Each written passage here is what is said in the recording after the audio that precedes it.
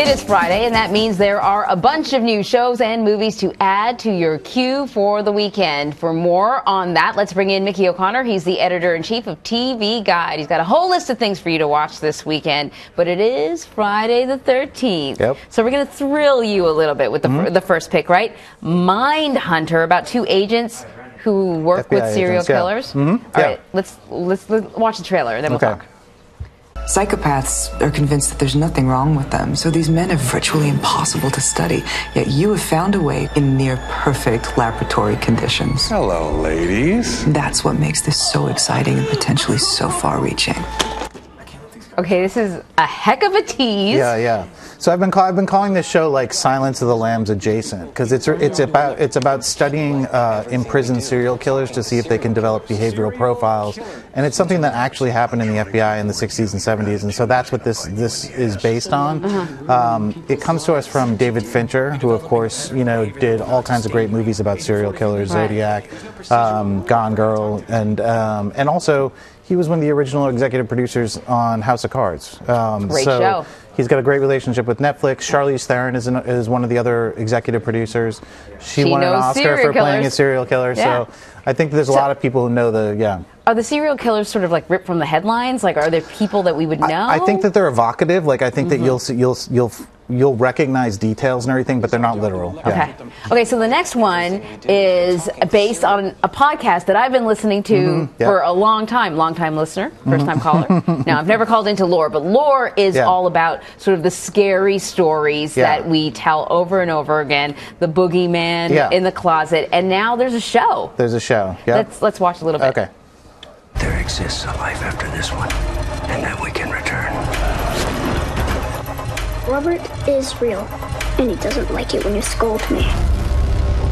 So I love the podcast because not only do they sort of tell these scary tales, at least with the podcast, but they also kind of fold it into a societal explanation. Like, why on earth would we have created these myths? We're journalists, so we want to get at the truth of like how these things like became legends, became horror films, became things that scare us. You want to know what the truth, the kernel of truth is. And that's what this is about.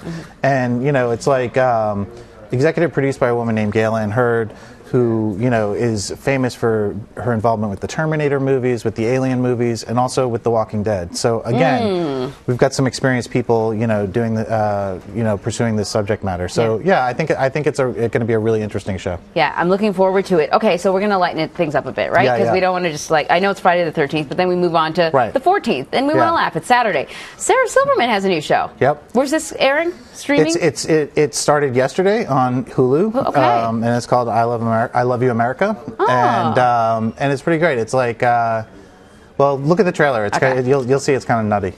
Love you, California, New York City too. I love whatever this state is. I said California, right? I love you, Indians. I mean Native Americans. Oh, First Americans. I can't keep up. I said I can keep up. I'm great. So being a little quirky. Yeah, so she's really spoofing her her sort of reputation as being someone who doesn't care about the real America. Right. And I think that the reason why she created this show, she has said very very directly that she wants to try to unite the country. That she thinks that there's a lot of things that we all have in common, and so.